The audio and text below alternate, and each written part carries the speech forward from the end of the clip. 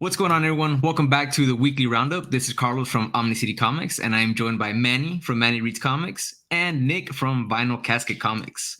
So before we start, guys, I just want to give a quick rundown of what our structure is for anybody that new that's joining us. We're going to be going over our top three picks for the week, and then we're going to get into our disappointment for the week. And that can be whether it's a panel that we didn't like, something that one of our favorite characters said that we disagreed with, or it could be comic news related, just something that we were disappointed by for the week. And then we're going to go over our favorite covers, and we're going to finish it up by letting you all know what we are most excited for next week's new comic book day. But before we get started, please remember to subscribe, drop us a like, and let us know if you're enjoying what we're talking about, what we're discussing.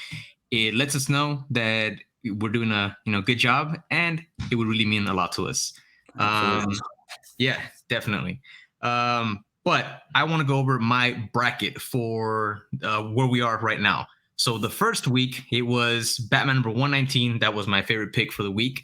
And for the second week, it was Robin and Batman number 3. Robin and Batman number 3 ended up beating out Batman 119. I got a lot of Batman. And this week, well, let's see what it's going to be. Same as Carlos. I had Batman 119. I thought it was great. It had to be the best book for sure on the first week of January. Then last week, I think Fantastic Four, number 39, was the best one. And out of those two, Fantastic Four beat it. So that's the contender for the moment for the top comic of the month. But we'll see what happens with this week. Yeah. Nick. Yeah, I'm Nick from Vinyl Casket Comics on Instagram. Also, Twitch is Vinyl Casket and YouTube is The Vinyl Casket. Yeah, so my first pick was Tom Taylor's Dark Knights of Steel, and followed by the second week with Batgirls. And Batgirls beat it out. I was the only guy that didn't pick Batman 118 that week. But right now, I also have a Bat title that's doing pretty well. So we'll see what the rest of the month goes after today. So my number 3 is actually Supergirl, number 7.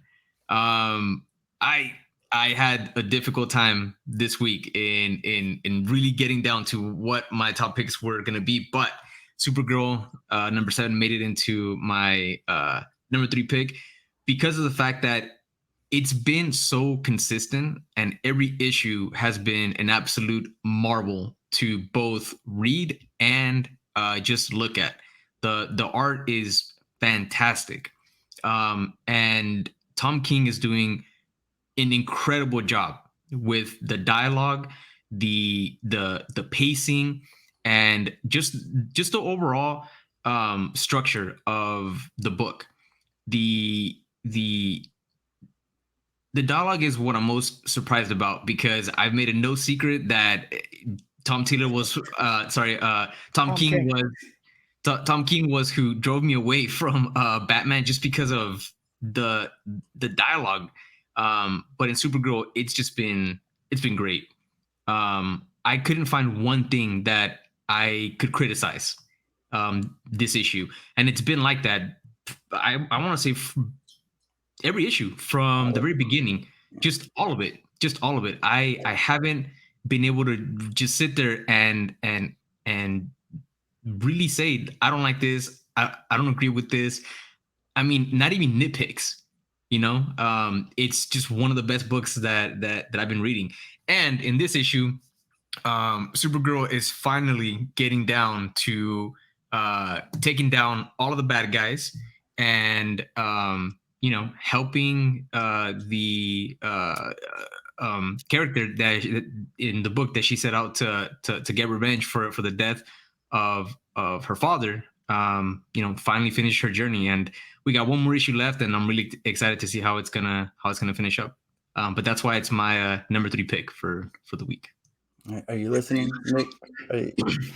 Number 3 for a reason. So I have so many questions. First off, who does an 8-issue limited series? Second off, like that usually it's 6. Like that's usually a trade paperback, 5 or 6. 8. Nick, and Second of all, for everyone that's watching, this is how hard it is to find something that's bad with this book. Nick is talking about the amount of issues that this title is. Like, what are you even saying right now, man? What? What are it's you like a guy who nitpicking? does a 3-issue limited series. Like, just do Like- 4. That's what Daredevil, Woman of Without Fear, is a 3-issue miniseries. Yeah, but that's all And gonna you get picked it at wrapped your up number into 2. one giant hardcover of all the different miniseries. It's different.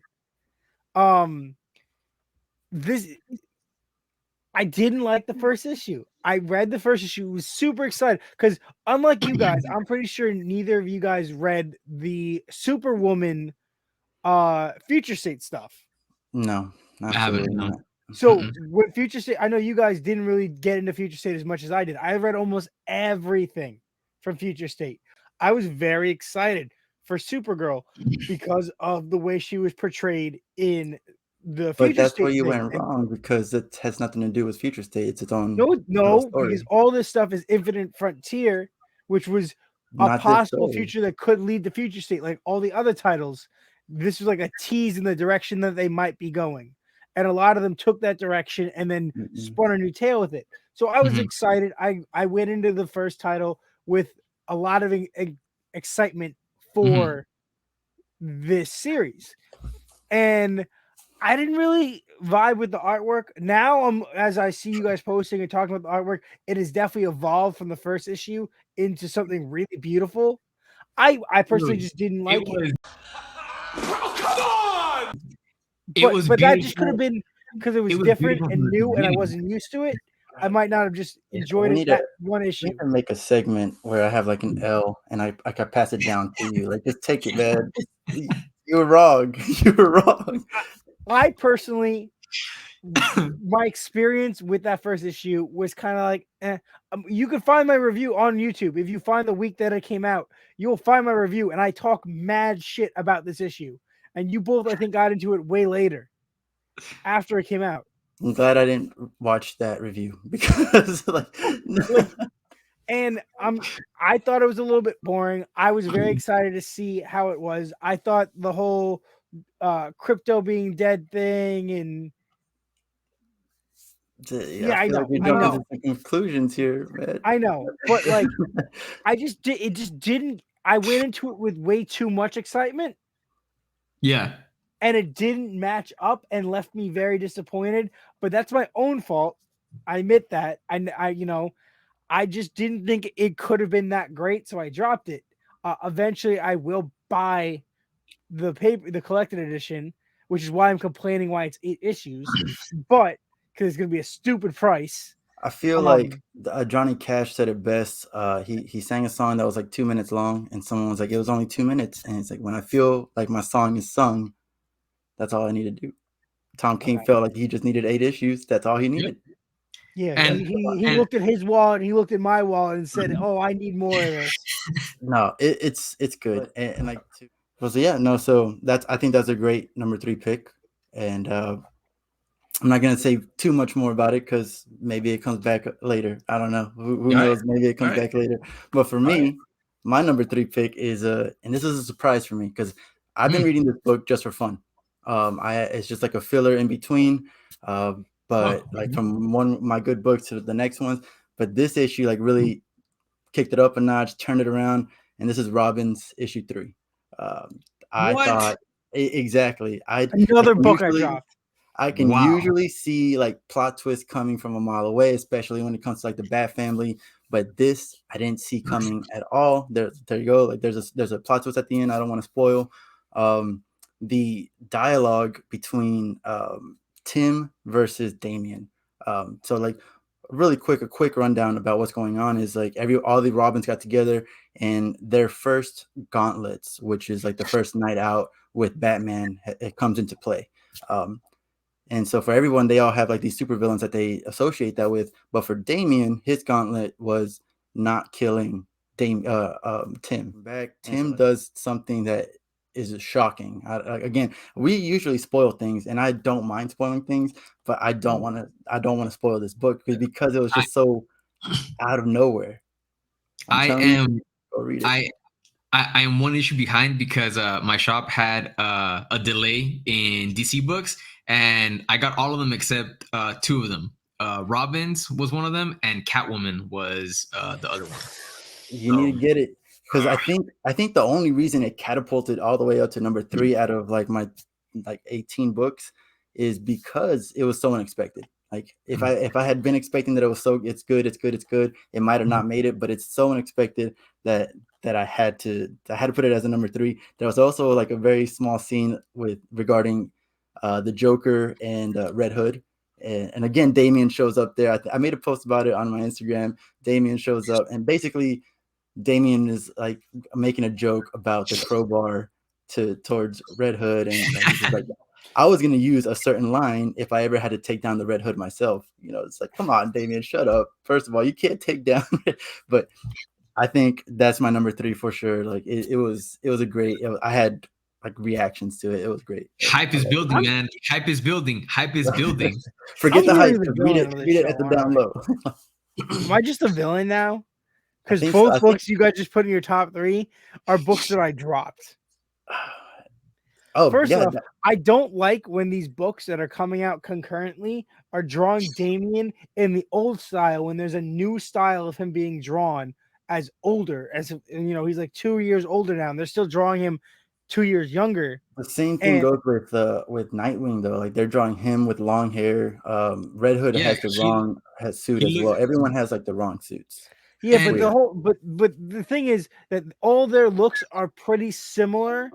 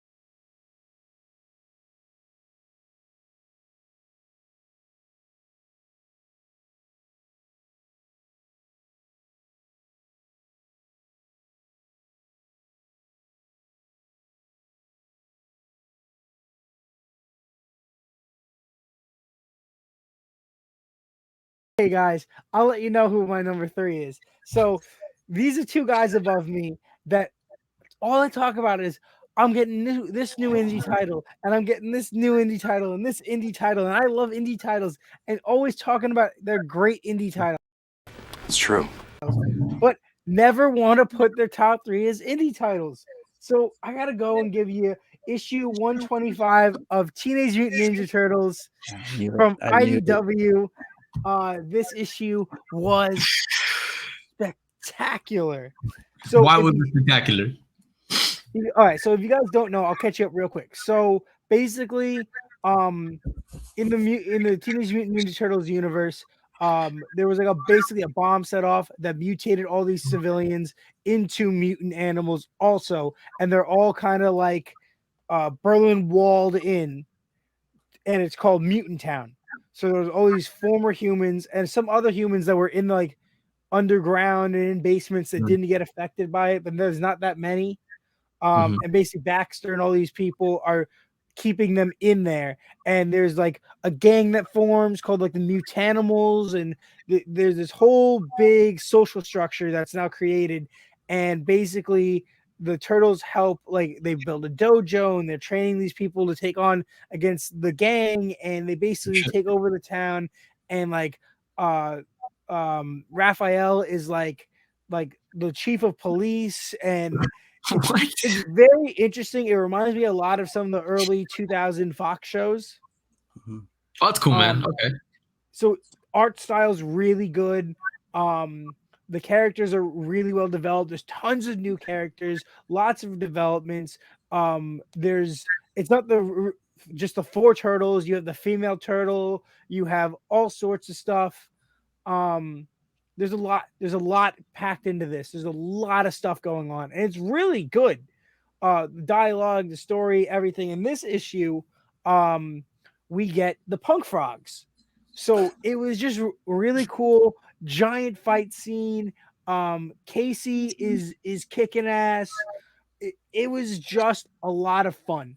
When I read this book, I was laughing the whole time. The fight scene was just spectacular. The artwork was really good. Does it say who's the artwork here? Campbell, Eastman Campbell, Patterson, really good. Highly recommend. It's one of those series that you could just jump in, read like 2 or 3 issues before the current issue, and you know enough. Yeah. Nice. So that was my number 3. I think Nick has figured me out. He's like, I don't want Manny talking shit, so I'm just gonna put a bunch of books that he's not reading, so he can't say anything. That's fine. It's a valid play. It's a valid play. I like it. It's a challenge. Yo, I gotta say though, I have heard a lot of good things about the Turtles books, man. And by the time that I wanted to jump into them, it was one of those where it was just too, it is 125 issues in.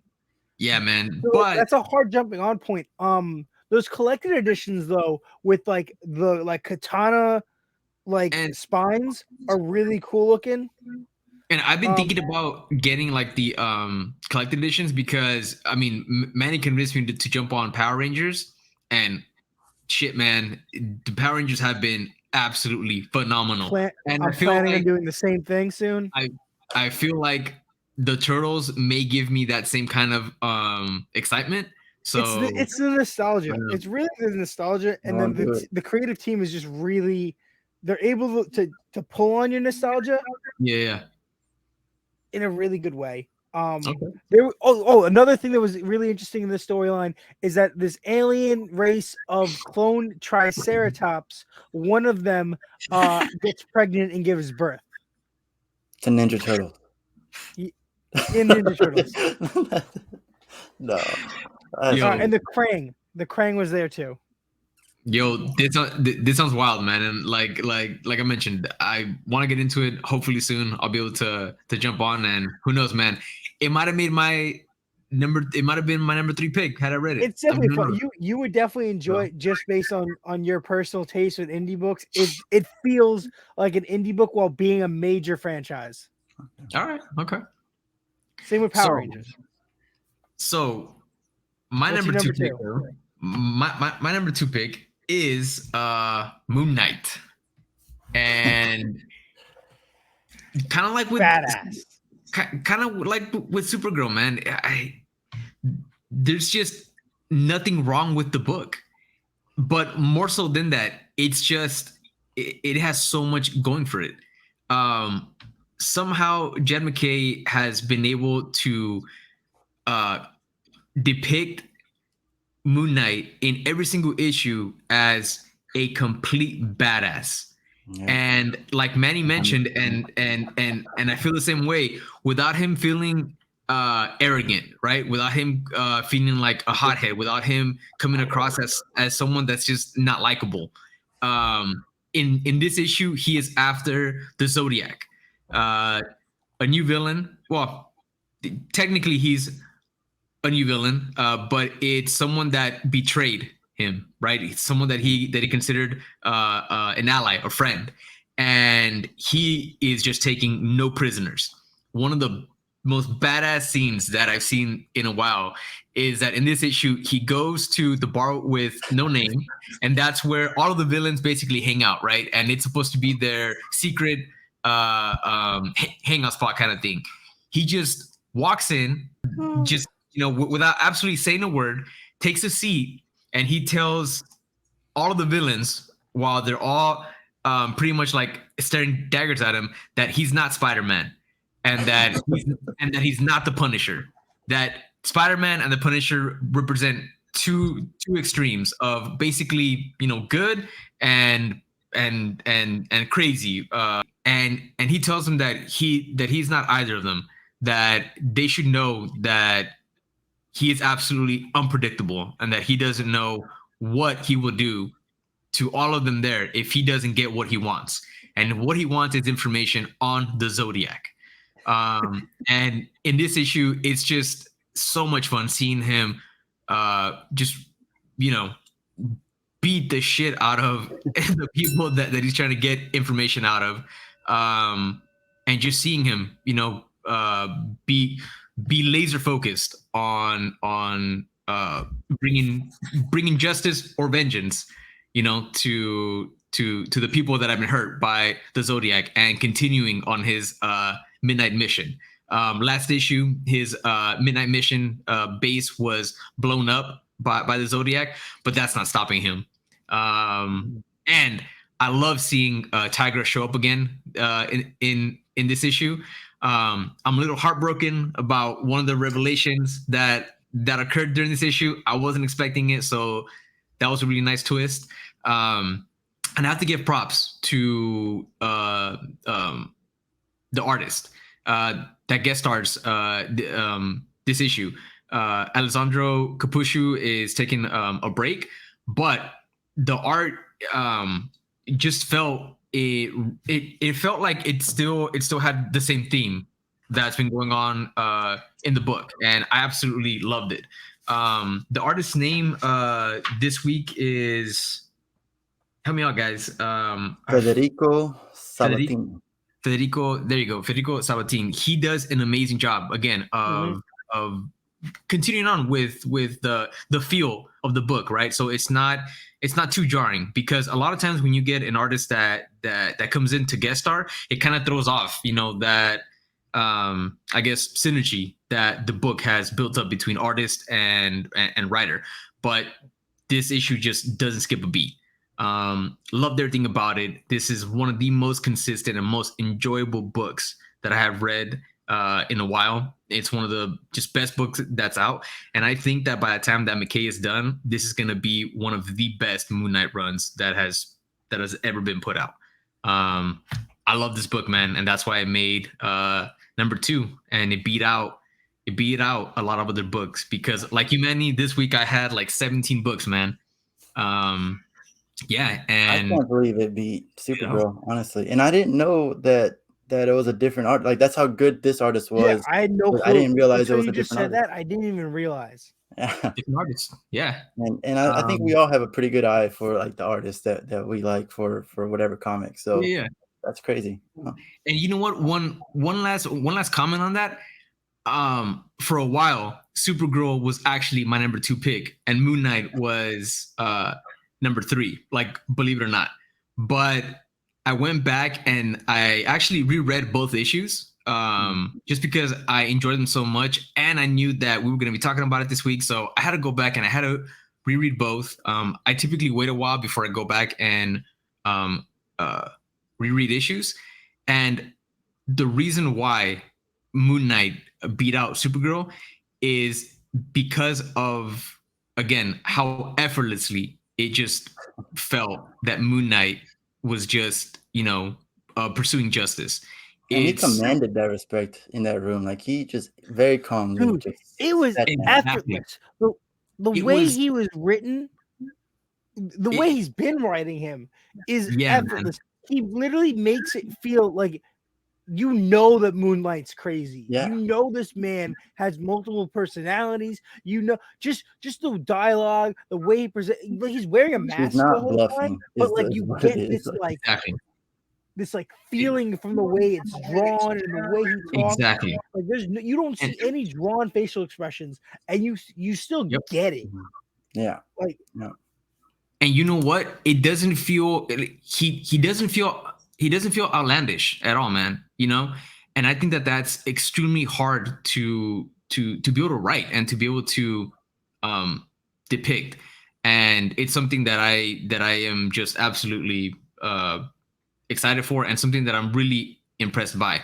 And I hate it. I absolutely hate it when people compare Batman to Moon Knight.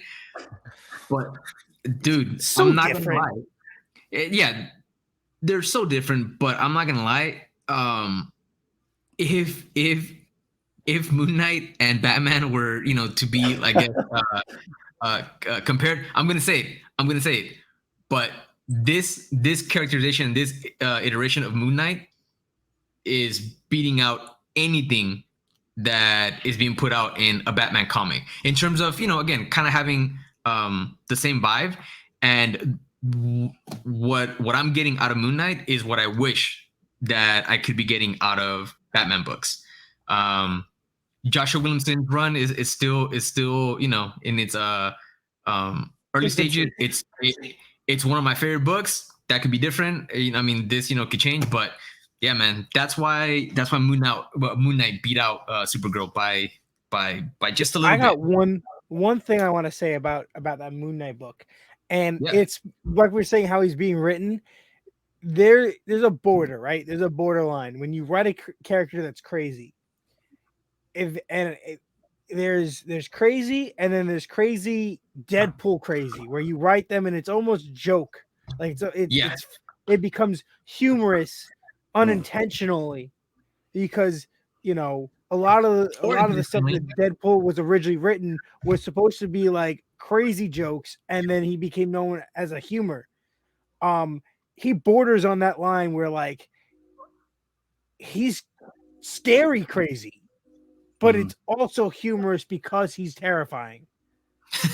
Yeah, no, absolutely. And like, just to kind of roll into my number 2, I disagree that Moon Knight beats Supergirl. For my number 2, I put Supergirl Woman of Tomorrow, issue number 7. Like, I think Nice. I think it was a really hard, like, I think this actually does portray how hard your decision was to have Supergirl, Moon Knight, and then you had to switch it out, because I had that issue for a little bit until I read the rest of my books. But I think that Supergirl definitely beats it out, though, because the villain in Supergirl, it's just like a villain, true through and through, like just vile. You hate him. There's no redeeming factor of this villain whatsoever. He is just like, you want the things that are going to happen to him. You want that to happen to him. And he's the craziest part is like, he's not this huge, overpowering anything.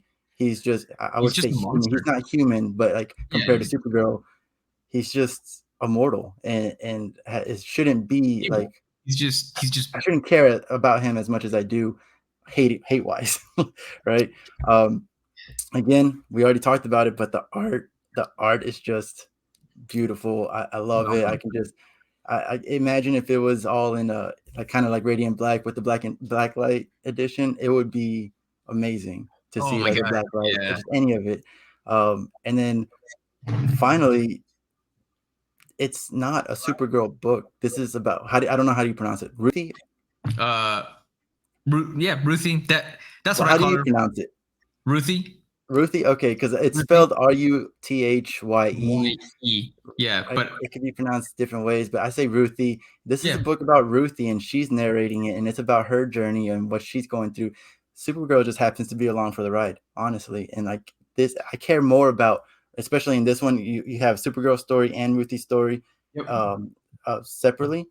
And I kept like every time Supergirl's part came up, I was like, yeah, this is great and all, but let's go back to Ruthie. What's going on with her? What is she gonna do? What is she going through her mind? I care way more about her than I do about Supergirl. You need to reread this book, Nick. It's number 2 for eventually. I will get it. I eventually will get into it. I don't want to support Tom King. You have, I honestly, so after reading this, you guys have to admit that this man is a hit or miss. No. Dude, after reading this, the only miss that he's had for me, the only miss, honestly, that he's had has been Batman. That's it. Other than that, oh yeah. What else? Yeah. And here we go. Tell me, Heroes in Crisis was good. That was Tom Taylor. No, Tom King. That was not Tom King. Yeah, it was. Tom King. I didn't read that, but I don't know, man. I'm just saying. Give us your number 2 pick, man. What is it? All right. Oh no, you know what? It was Tom King. But all right, that's two. But Strange Adventures, I just read that. That was great. I heard great things about Miracle Man. Is it Miracle Man or is it Miracle Man. It's Dude, Mr. Miracle. Mr. Miracle? Mr. Mr. Miracle. Miracle, yeah. Um, Mr. Miracle was So fantastic. that's 6 books. Batcat's 2 pretty out of 6, good. I guess. Yeah. Batcat is not pretty. You know what? That's 3 misses. Damn. You lose! Good day, sir! All right. No, This guy no, is hit or no, no. miss. This guy No, is hit or miss. no. I don't count that. I don't count that because it's Batman. It's his Let's continue. continuation of Batman. Doesn't He shouldn't count. write Batman. That's, All right, that's my number 2 What's number 2? is issue 88 of Nightwing. very nice. I can. Very We can nice. finally agree on something. Very nice. This book, Good pick. I'm assuming one of you guys has to have it as your top pick because this book was wonderful. It was It in was. my top 3. It was in my top 3 for a good while, man. It honestly was, and I had to restructure some things, but respect for your pick. So making my list was very hard. I'm reading a lot of different books this week than you guys are, Mhm. like a lot. Like I've shared with some books, but I'm reading. There's a lot of like we have an Excel spreadsheet where we keep all our books to see who's read what during the week once we get our books. And Can't be spoiling anything. there's a bunch of books that I don't have on there with them because none of them read it. So like Hulk was on there. This was a contender for a while. This book, dude, Art Redondo is incredible. He's a very underrated artist. The way he draws his backgrounds is meticulous. He makes me care about the background art. Like there's like hidden messages in that shit. I can agree with that. Yep. It's good. Bloodhaven is like interesting. The whole plot that Tom Taylor is doing with him taking the Alfred's fortune and putting it back into the community to take back the community both as Nightwing and as Dick Grayson, starting like a foundation, the Alfred Pennywise Foundation, and building like a community center where all these kids are living in tents. Like it's like everything that like Batman always fucks up. Like he's like, I could do good, and then he gets depressed. But he's got this solid background. Like I'm loving how like I want them to explain like all these different characters and where they are like all the time. Because like he's in Gotham, then he's in Bloodhaven, then he's hanging out with the Titans. Like he's running a school, but he's also like, you know, his half sister is mayor of Bloodhaven, and they're trying to save the city together. Like it's just so much. And then like Barbara is there, like in love, and then she's, you know, being with the Batgirls. Like, how is this person in a wheelchair getting back and forth so quickly? Like, wait, in Barbara's defense, though, in Batgirls, she does say that she's gonna go stay with Dick. So, which is good. I also loved at the beginning of Infinite Frontier, he like leaves like Titans. He's like, oh, I gotta go over to Bloodhaven, and Starfire's like, what, to hang out with Barbara. And then like this is just the pinnacle. Like this cover is just the pinnacle. I loved it. I loved everything that happened. I love that he has Barbara as like his person. Like they're a team. They're no sidekicks. There's no partner. They're a team, and that's what this book really is like their relationship and them trying to make a difference without Bruce. And I really enjoyed all the Titans showing up was great. The way they were drawn was great.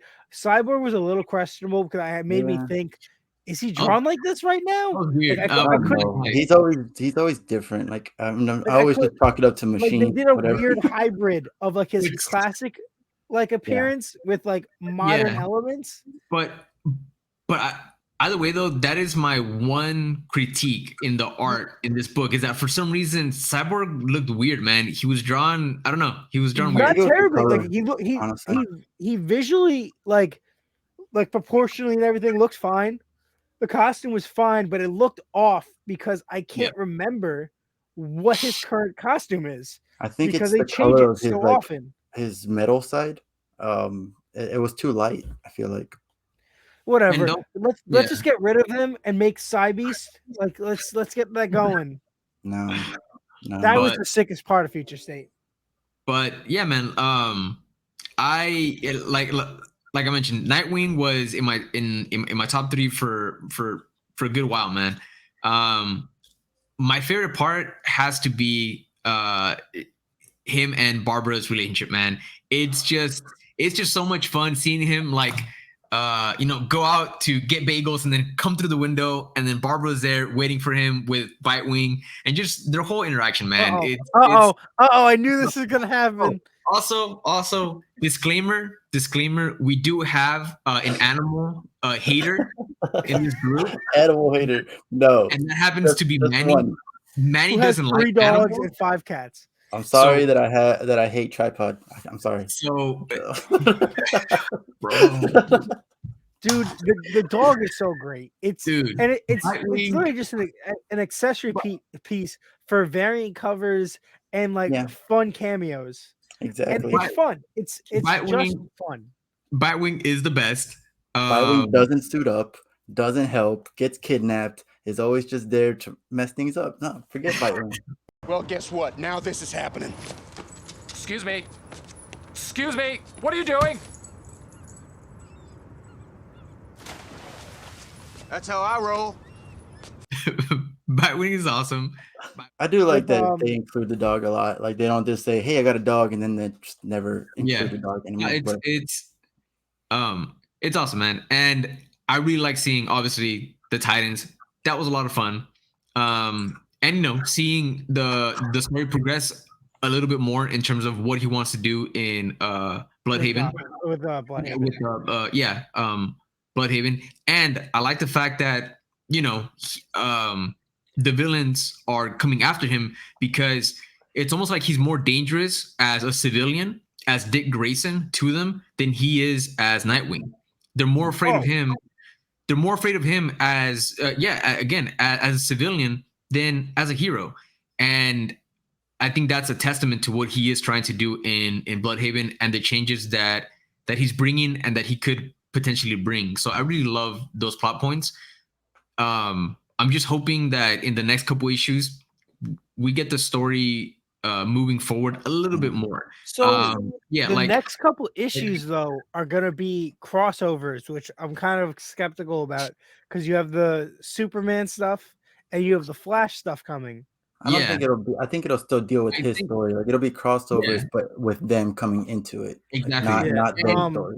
But And I hope- that scene, the Flash scene, when Flash brings him to Mr. Terrific and he gets the new suit, piggyback.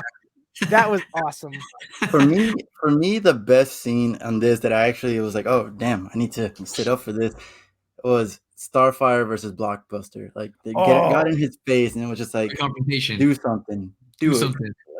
Like, and like even Beast Boy in the background, just like, yeah, Like, do it. oh. Please do it. Like that was great. That was my favorite part of that issue for sure. Yeah. All right, Carlos, what's your number one? We're on number one already. We're number one, man. So, Man. a little disclaimer, all right? My number one pick. My number one pick was actually Primordial. That was my number one pick. And it ended up falling to number 4. Just again after rereading like everything. And what ended up making my number one pick was Animal Castle number 2. For anyone that is not Wow, reading, an indie book made it on Carlos's list. How Look at that. incredible! Look at that. dude. No, and it's for good reason. I'm not reading that series, So for anyone that's not reading Animal Castle, and I think it's actually a lot of people, I think that it's a criminally underrated or overlooked book. So for everyone that's watching, if you haven't read Animal Castle, if you don't know what it's about, just a very quick rundown. It basically has to do with a bunch of animals that live in this huge castle, right? And this castle has been abandoned by humans for many years, and none of the animals know what ended up happening to the humans. So they end up creating a society within this castle, and the ruler, the king, is a tyrant, a bull by the name of Silvio, and he rules with like an iron fist, and all of the animals basically have to work pretty much as slaves to produce food, to produce structures, to produce shelter, resources, all of these things, to supposedly protect their castle and to be able to have food to eat. But all of that is taken by um, the king, the bull, and his guard, soldiers of dogs, and all of the animals within this castle work to get buttons that they're able to exchange for rations. And it's a very grueling life. And our main character is Miss B. She's a cat that has 2 children, and she lost her husband. So now she has to work to be able to provide for her 2 kittens and just be able to get through everyday life. So that's a quick rundown of what the story is about. But what makes it my number 1 pick is that it's the kind of story that has art and dialogue that you get absolutely transported into what's happening. It's almost like watching a Disney movie when you're a little kid, that you just lose yourself, right? But this is not a children's story, nor is this not a children's book. Can I just ask who's putting this out? What publisher? Ablaze. Ablaze. So it's Okay. very, very, very small, indie. very indie. Indie. Right? Yeah, true indie. This is a grueling book to get through, man. Like it is emotionally like draining at times. And it's the kind of book that just leaves you with your thoughts after you're done. And I promise I'm not being dramatic. That's how good this book is. And it's very unique in what I've seen in comics. Think Animal Farm. I'm sure that many of us had to read Animal Farm in high school, but again, just much more adult. The dialogue, though, phenomenal. The pacing; those are 2 things that I always look forward to, or that I admire in a book, is dialogue and pacing. And this book has that. It's a meaty book. You get a lot of story. But events unfold naturally, and you really get to see the characters in this book go through their hardships, and just try and persevere. But it's just a great book, man, and I can't wait for the next issue. But that's why it's my number 1 pick. Manny, I know that you're reading it. If you have any thoughts, I'd love to hear them. I completely agree with you. Like it's for every reason that you said. It wasn't on my top 3 this time, and usually I complain about dialogue, but this book needs that dialogue, and it doesn't feel like I'm reading too much. Even though it is a lot, I don't feel like I'm reading too much because everything just works out beautifully. And you took what I was gonna say. Like it does look like Disney, the Aristocats. Like that's what I think of sometimes with the main character, with the dogs. The dogs look like the Aristocats from that movie. That's a great comparison. But it's what's the artist's name is Felix Delep. He's doing a great job there, and the writer is Xavier Dorison. I've never heard of any of these guys anywhere else, but hopefully this gives them the success to continue making more stories and stuff, because this is a great book. I really have nothing else to say about it other than like I really like the side stories of it too. Like you also have like these ducks, and everything reminds me of Aristocats. You know, the little geese, or whatever in there. It looks just like them. It's amazing, and the villain is such a stubborn, bull-headed person. It's a bull, and like you can just see where his downfall is gonna be. You can't wait for it. You know it's gonna happen, but he's a villain for sure. Like you want to hate him. Like there's nothing redeeming about him either. So I like it. It's a good first pick. I like it. I got nothing to say. You got to read it, man. I guess you got to pick it Too up. much stuff, dude. All right. Too much Well, stuff. I'll move it to mine. Another indie, and I'll go ahead and add the counter here. Tom Taylor has made it to our top 3 again. Oh, what? Seven Secrets. Seven Secrets is back Nice. from the hiatus. This is issue number 13.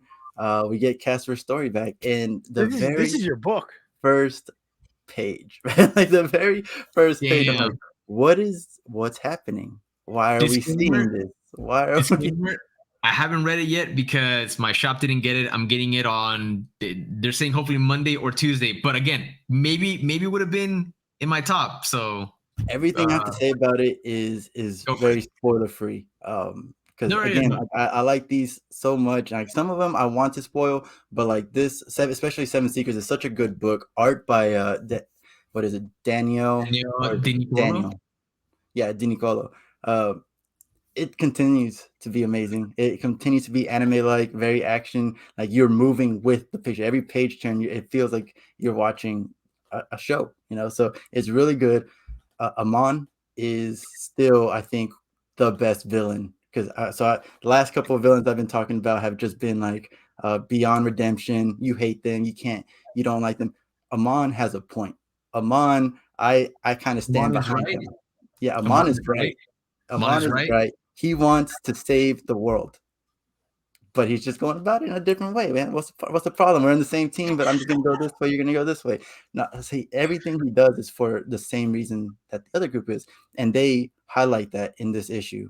Like in the last issue number 12, they blew up the headquarters, and in this issue, the evil headquarters, and in this issue, Casper has a problem with that. He's like, why?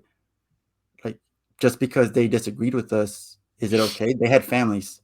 Everyone that just died in that building had families. And so he's having some kind of like internal struggle there, which I think is great. Like it's not just good versus bad. That's it. There is a lot of emotions in this. And at one point, Casper kind of loses it.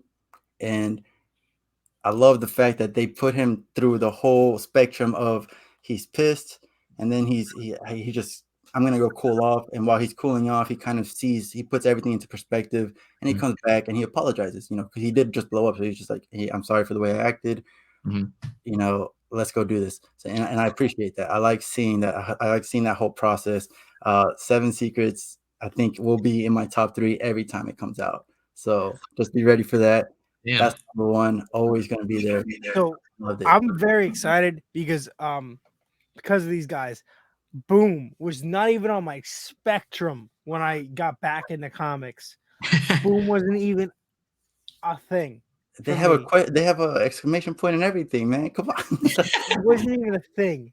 But now these series that they're talking about, I have not fully gotten into Seven Secrets. I tried, and at the time of me getting into it, or like issue 3 or something, my shop wasn't having enough people order it that they were able to get it regularly. They had to go through a process of trying like to request it, and where they were having a hard time getting issues. So then I just dropped it. It was too much of a hassle to try to get it every time and then being behind.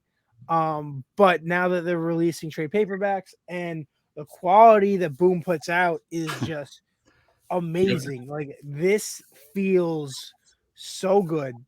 You guys wait. February, there's gonna be a lot of Boom paperbacks that this boy's gonna be waving around. I'm excited for you to read it, and I can't wait for Carlos until you get it. Because man,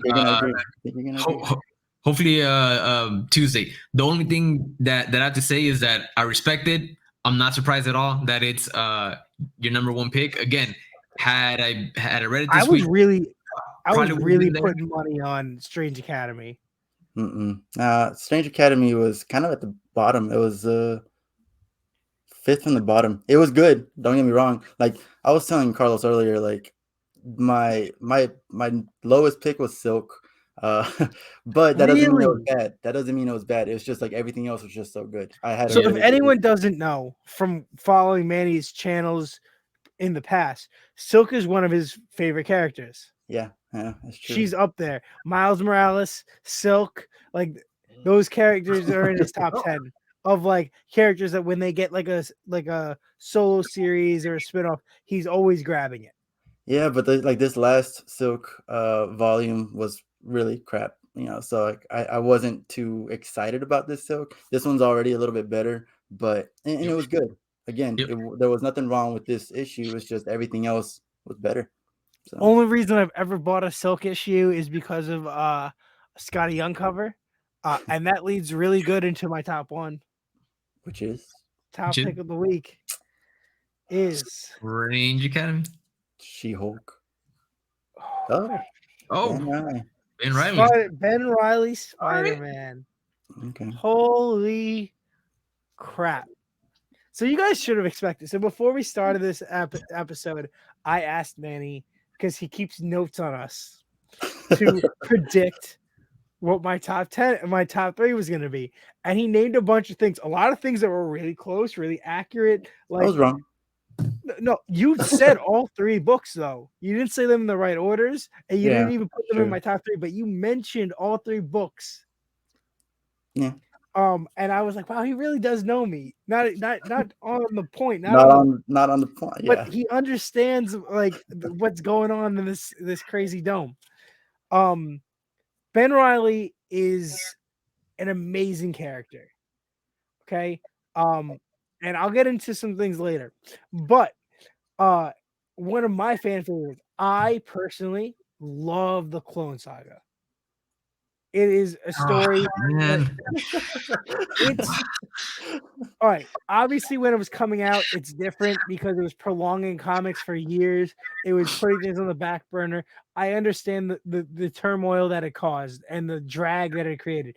But if you go back and you read it now, it's epic. It's I'll take your word for it's it. different. It's the emotional trauma that these 3 characters have, right, is so overwhelming. And just you can't imagine living that. You can't imagine going through it. These characters who are super powered creatures on their own, but imagine like a normal human couldn't live with that. So imagine someone with already other people's responsibility tasked on them now having to go through this identity crisis of life. And this book is one of those books that Marvel likes to do where it's set in the past. It's storylines that haven't in between other storylines from like the 90s. They've done it with X-Men. They've done it with a couple other things where they kind of like, oh, here's this really cool book of a character that people like. Here's stories that were never told that like fit into other storylines.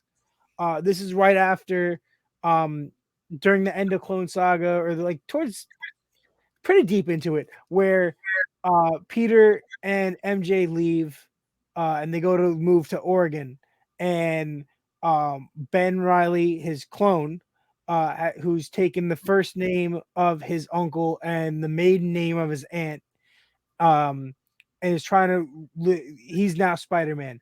He's trying to, but he's like, who is Ben Riley? He's like, who is this person that I am? Who am I? And this is where like he thinks that he's the real Peter Parker and Peter Parker was the clone, and everyone is convinced of that, and like that's a thing. And he's like walking around the city, like just observing everything happening around him. And J. Jonah Jameson sees him and screams, Parker, what are you doing? Like, I thought you were leaving. You already messed this up. Like, yelling at him. And he's like, I'm not Parker. You got the wrong. And like the sheer amount of anger and disgust and also like hatred towards himself because he can't be this person that it's just there's a lot going on. And that's why this character of Ben Riley is so complex. And this book has everything that they're trying to give us right now. There's therapy. There's emotional struggle. There's a really good fight scene with a very underrated, unknown character villain in this book. That's awesome.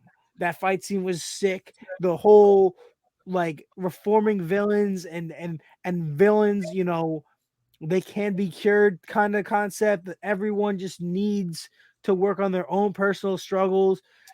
There's so much in this one issue. that blew me away. Like, obviously, I was excited for it. Obviously, I thought it was going to be good. I didn't think it was going to make my top 3. I was probably, it's going to be my favorite cover of the week. But because it's my top pick, I just took that away from it. It is one of my favorite covers, but this book is just great. I don't know if you guys read it. I actually was telling Carlos before we started this that I didn't get a chance to read it, and I wasn't too worried about getting to it because it wasn't gonna make my top regardless. I highly suggest you try to read it if you haven't. I'm gonna read it for sure, but I have it. It's just it's definitely gonna make you appreciate Ben Reilly as a character. I don't think he should be the main Spider-Man ever. I don't. I think being Scarlet Spider is perfectly okay. I'm okay with having 2 different Spider-Men. You know, he's not really, he's a Spider-Man, but he's the Scarlet Spider. Yeah. I'm perfectly okay with that. And I am looking forward love to him for it. what he is. I'll say that. Like, I'm looking forward to it. I know that it's not going to be a top. It's definitely going to surprise you in how good it was. Because the writing in this, I have the variant cover, so I can't see who the writer is. But dude, what? So I read it and I enjoyed it much more than what I thought that I was gonna enjoy it. Just because I'm always a little hesitant about these kinds of books that Marvel puts out that take place, in the past, and I don't know. I'm just always hesitant about these books that take place in the past, and they're minis, and what else really is there to tell during that time period. But this book, like you mentioned, it's a lot more complex than what I thought. I really enjoyed the therapy angle. I really enjoyed the struggle that Ben has of pretty much having to forge his own identity, his own path, after pretty much having all of Peter's memories, right? That's something that's it's complex, man. It's it's pretty heavy, and it was really good exploration of where his mindset is at and how and how he's coping, and it flowed really well. That plus the art was good. I enjoyed the art. Oh my god, the art was really good. Like, the art was good, and what I loved about it specifically was that it gave me a 90s comic feel, but modern. So you got a good amount of both worlds. It's a good book, man. I enjoyed it, and I'm gonna collect all 3 issues because I want to finish it out. Wow, look at that! It's 3 issues. Wow. Why can't you just do 5 like somebody else? I thought it was 5. It's 3. Yeah. What was that, Nick? But yeah, those are our top picks for the week. Good stuff. Those look pretty good books. Yeah, pretty good. Good books. Finally, DC didn't win for me. Yeah, DC didn't even. You guys both did Indie. Oh yeah, we did DC. Yeah. Super good. You guys both did Indie, and I did Marvel for the top pick this week. Change up. All right, so Carlos, what is your disappointment of the week? I gotta say, man, my disappointment is again having to do with Spider-Man. And it has, I don't know. Oh yeah, I know what you're talking about. I completely forgot. And it has to do with the relaunch that was my disappointment of last week. Yeah. And I may be jumping the gun here, but I posted on Instagram if anyone wants to, go and read it. The cover and the solicitation for Amazing Spider-Man number 2 coming out in April has Peter and MJ pretty much like walking away from each other. And the connotation is that they're breaking up. And the very first sentence of the solicitation is something along the lines of, the best couple in comics is done, ? Right? And honestly, man, they may not break up. It may lead to something else. But the fact that they're it's just bait. The fate. It's a cash grab. It's dog shit. The fact that they're even hinting at it, it's just tiring, man. It's been it's been so many years that they played the whole, will they, won't they? It's like just let them get married already, man. They should have gotten married like 50 issues ago.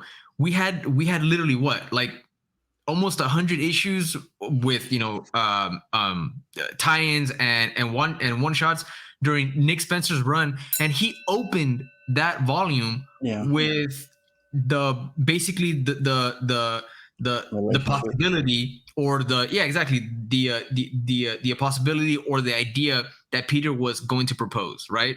So if we get this whole dragged out storyline about them breaking up, and then for whatever reason, man, it's just tiring. It's just lazy, and I hate to criticize writers, because who am I to decide what stories get told, right? But it's just one of those, man, that it's eye rolling, right? It's eye rolling. Move on.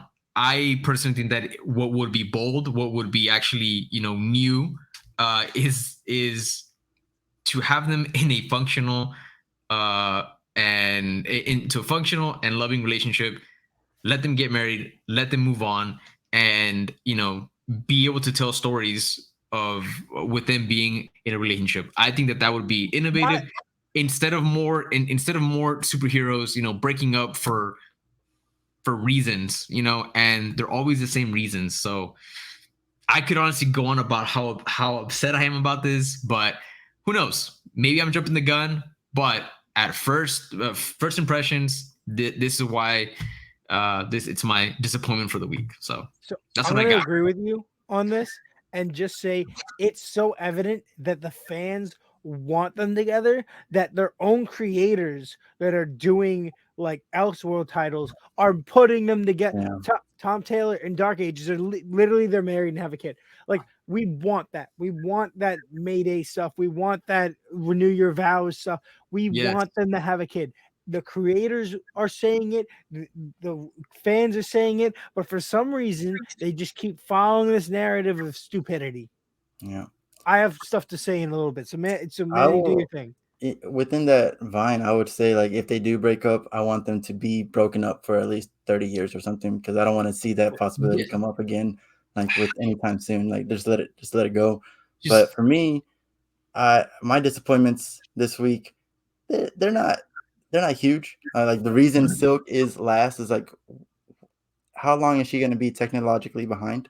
I think that's kind of played out. She's had time to get into this new world. She's had time to learn technology, but she's constantly known as analog and stuff. And I get that that's kind of her thing, but I'm a little over it. But my main disappointment this week was in Nightwing 88, where Nightwing learns that he doesn't have to do everything alone. Again. Like, how many times do heroes in any book have to learn that they're not alone? They have family. They have Do you not support realize who systems. raised him? Yeah. Do you not realize the complex and psychopath? In Robin and Batman, he realizes that he's not alone at the very end of the Robin and Batman. Is that not true? Is that not what happens at the end of Robin and Batman? All right. So imagine if Moon Knight raised a child and how messed up they would be. But that's not the Nightwing point. is just above them with normalcy. My point is not Nightwing in general. My point is heroes. This is a lesson that we continuously learn. And after kind of talking about it in my head for a little bit, I realized, you know what? There's always new readers, new people coming into comics, new generation coming into comics. So this lesson has to be put every 15 issues or so, I guess. I don't know. So I see that, but me being a longtime collector and all that, now I'm just like, I get it. You're not alone. I get it. So I'm already disputing my own disappointment, but it's still a disappointment. Yeah, no, I agree. And what I want to say about that is that it actually kind of ties into why I'm disappointed with the whole like Peter and MJ thing. It's like, we get it. It's like, come on, guys, like we get it, and I get that there's new readers coming in. Like I get that, but still, at some point, it's like you gotta do something a little bit more different, original, or maybe not original, but actually take it in a new direction, we've seen Dick learn that lesson, and it's why I agree with you, and why I also think it's kind of like I don't know. That shouldn't be something that he's all of a sudden realizing, is that that's literally what he's been trying to get Bruce to understand In Robins for- too, it comes up in Robins. for years, is you're not alone, you have us, like we're here to help you, so I can see why you're disappointed, and I'm not gonna lie, that did come across my mind when I read that. I was like, this is Like kind if of that weird. line was out of that book, it would have been better. Like it was still a good book. Nothing wrong Yeah. with it. It was just like that line wasn't needed. That's Yeah. we Is get it bad that that's one of my favorite things about Nightwing is the fact that his imperfection is the fact that he can't overcome the thing that he's always trying to get Batman to overcome, is that spending so much time and being raised by Batman has made him realize that that's wrong, and then he ends up like in one of the Christmas specials, he literally was like late to this party because he's like, oh, I got this. I won't bother them. I got it by myself. I got it by myself. And then has to get rescued by them. Like, and it's funny because then he's like, damn, like, why do I keep doing this? And I enjoy that. Personally, I didn't have any problems with that. I can see where you're coming from. Yep. And as a grand scheme throughout comic books, I hate that they have to repeat these themes over and over and over again. I hate that. I get it, but still. Nightwing is a character where like I kind of get it. It's one of his personality tropes because Mhm. without that one fault, he would be too perfect. He doesn't need a fault. All characters need a fault. He They has need a many fault. faults. He's a playboy, all right? Like he's got other faults. All right. But what's Okay. your disappointment? What's yours, Alright, man? so we're gonna start off with me explaining something for you guys. So my disappointments normally so far, and how I just do them in general, is it might be the artwork of an issue, it might be the cover, it might be the Mhm. story.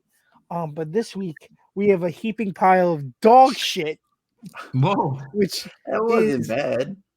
Spider-Man 86. So the storyline itself is not terrible.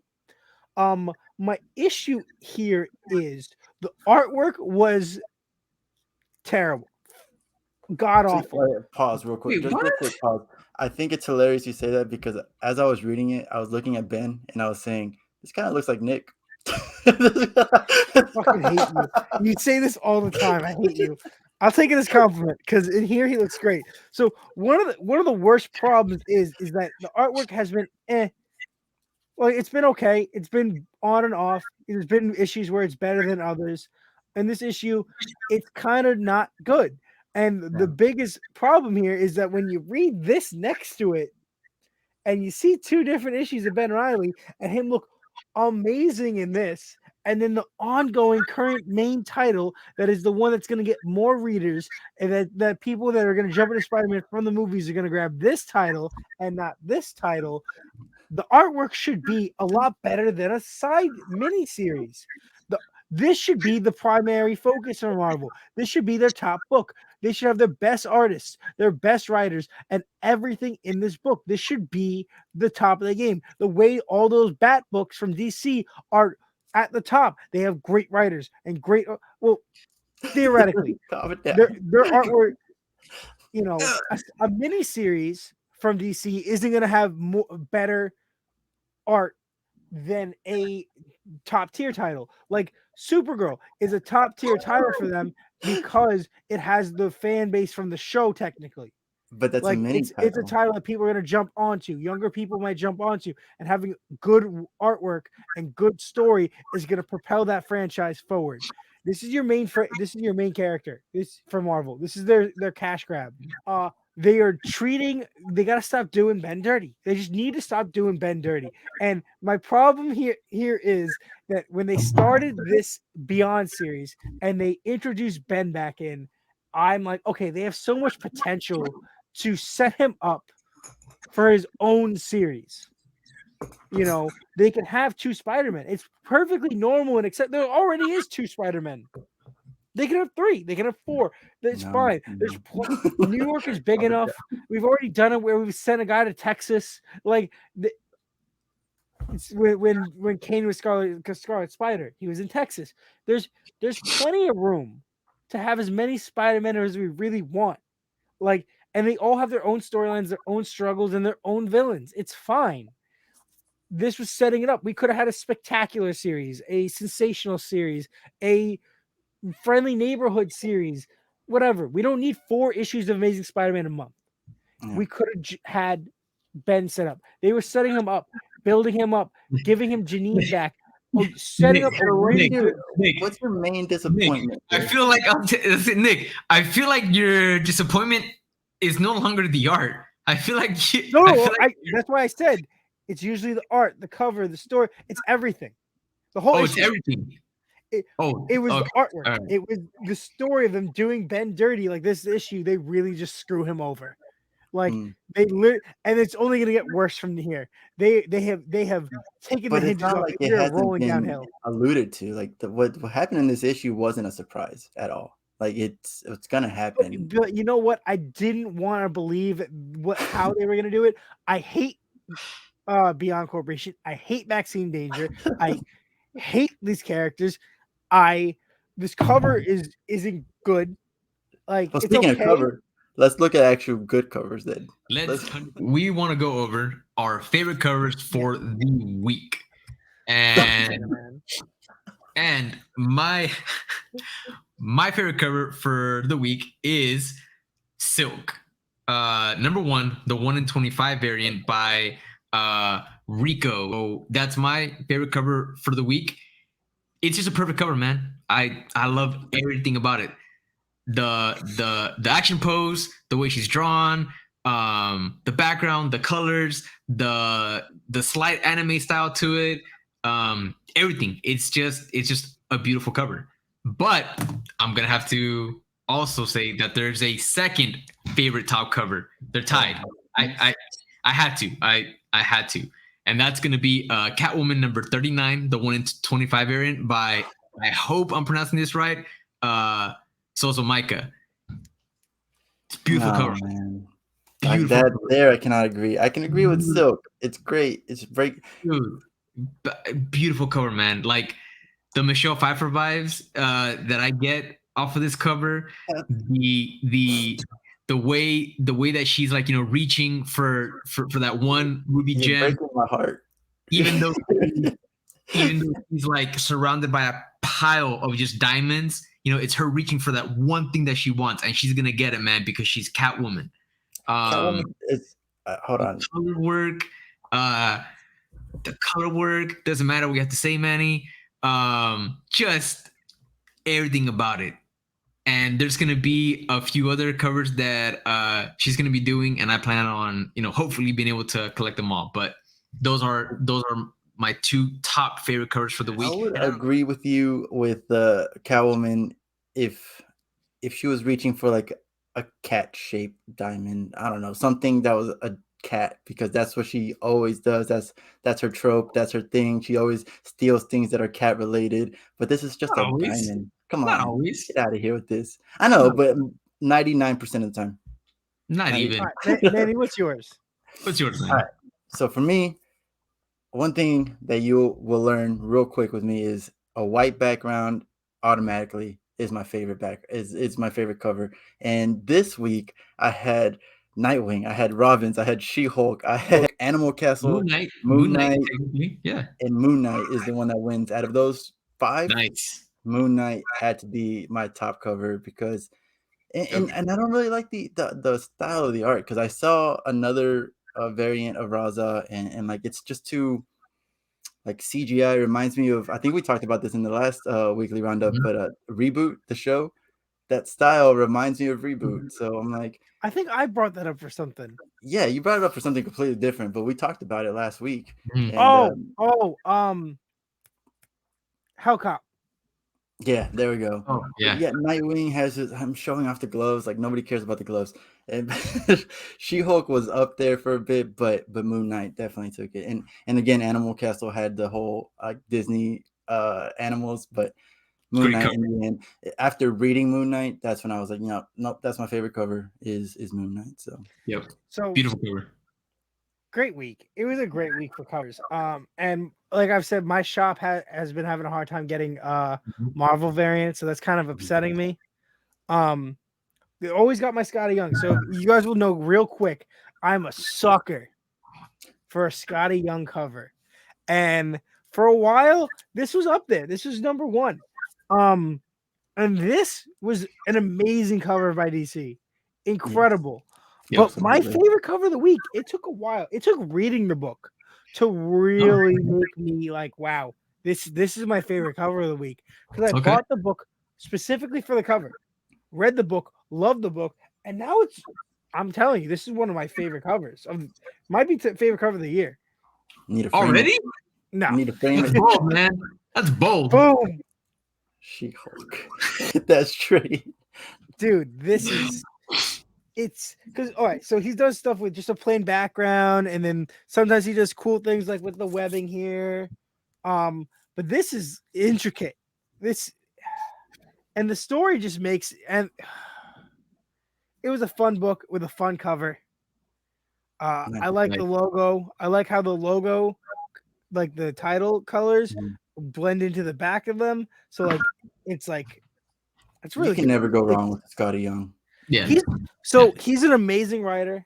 He's an amazing artist. His covers are great. I really think that Marvel should fire all these really shitty artists they have ruining their books, and give more money to Scotty Young. And I'm glad that you brought up Nightwing, because that was, like you said, that was a great B variant. But it's a great cover. But the reason it didn't really stand out was because of those eyes, man. If you really look at the cover right there, they look like demons. They look, you know what, man? They don't have. You know what? eyes. You made that comment in our chat, and when I went to go pick up the cover, I was like, man, he's gonna fuck up this cover for me. He's gonna mess up this cover. He's just gonna ruin it for me, and I probably wouldn't have noticed it had he not like opened his mouth. I'm so sorry. And no, it's fine, because thankfully I got to the shop, I looked at the cover, and I was like, man, he's wrong. That's So because you're not looking at the eyes. no, Yeah, I we did know look at what the you're eyes. looking at. We know what you're I'm looking at. looking at it right now, right? Nah, I'm looking I at don't it. see it. You notice that. I don't see it in Barbara. I see it in Dick. I see it But I more in don't think he Barbara looks than like I a do in demon as much as I think he looks like a cat. See? Yo, The I faces. look, man. If anything, he's probably just like got that fierce look because, bro, he's got his girl, man. I just think he's so happy that his eyes are rolling to the back. You're not looking at the eyes. I don't know, man. No, But with I that being still think said- everything else about that cover is beautiful, but those eyes, Yeah. killed But the no, dream. This made it. Cool. And you're probably gonna see a lot more Scotty Young covers because I get almost all of them. Nice. Yeah, this Again, is a good one. He Good sometimes throws curveballs, like the use of the white background with the shadowed stuff really adds to the character. I liked it. There you go.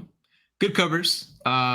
With that being said, we're gonna finish up by going over what we are most excited about for next week's New Comic Book Day. It's gonna be tough. Huh? It's gonna be tough to pick one thing for next week. And Yeah. I'm very glad you said that, because I hate listing stuff. You know that. I like to like narrow it down, but it's absolutely impossible for me to pick like what my most excited for book. So I don't care. I'm gonna list 4 of them because I promise you, I am equally excited for all of them. And for me, it's gonna be Saga because it's back. Like, Jesus Christ.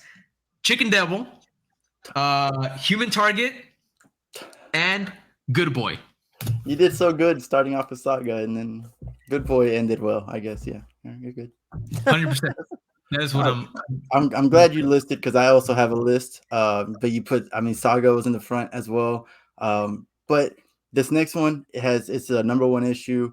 Hasn't come out. It's an indie. I'm just excited because of the concept of it. But it's called End After End.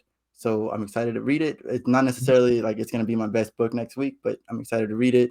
And then Power Rangers Universe comes out, and that's like a story that's slowly building. So I'm excited. Is to that read the it. first But one or the second one? It's the second one, The but Blue I Ranger am one, right? I am excited Saga the most. But yeah, the Blue Ranger one, and it looks like they're gonna do all of them, all the Ranger colors, because there's 6 books in that series. All right, Oh, so nice. mine's a little hard. There's a couple books. You guys are probably looking at this. It might be different than what I'm looking at right now, because there's a couple books that I'm like hesitant if I'm getting or not. What I Then think then they're not the ones you're most looking forward to, man. You Yeah. can't be No, hesitant but- about it. You I'm just did it. budgeting. I'm budgeting. So there's a lot of things that I want that I What are you excited about? What are you what I'm like? excited about, what I I'm- think is gonna make that top 3 is we got Devil's Reign issue 3. Really, really enjoying this event. Yep. Good Boy is on my list. That book is 100%. just incredible. Love And then cover wise, Teen Titans looks like it's gonna be like my favorite cover. It looks great. I can't wait until I see it in person. And then House of Slaughter and Deathstroke Inc. are gonna round that out because those are 2 really interesting titles, and I'm very excited to get, and I can't wait to read. I'm very disappointed that nobody said Batman Catwoman special. I'm not getting it. No one's looking forward to that. Damn. All right, so with the You know what, Batcat series, I'm only getting the Jim Lee variants. Yeah, well, they suck. The whole There's book. no Jim Lee variant. I'm getting for it this, too. so I'm not getting it. I'm lashing out at myself. I'm not lashing out at you. I'm lashing out at myself. It sucks, but I have to buy them. I'm not getting it. I don't need it. I'm only getting the 12 issues, and that's it. Good. If they had a Jim Lee cover, I would have gotten it. But I'm Either way, though, we got a lot of good stuff coming out next week, and I think that's it for us this week, guys. We just want to say thank you again for everybody that's watching. Please, if you like what we have to say, give us a follow, give us a like, subscribe to our channel, and please Hit that let us bell. know. Yes, and let us know what your top 3 picks were for the week, what covers you like, what you were disappointed in, and what you're looking forward to next week. Also, don't be afraid to comment and let everybody know, except for me. Obviously, I don't pick anything bad, but let them know what bad picks they had. Absolutely. you can tell me I suck. I want the comment. But also Thumbs let us down. know, let us know what we're not reading that we should be reading. Yeah. Something that you absolutely enjoyed that you did not see us talk about, that you did not see it make our top 3, and let us know what you think we should be reading, why you love it. We always like to hear from everybody. Thank you, everybody, for joining us. We'll see you next time.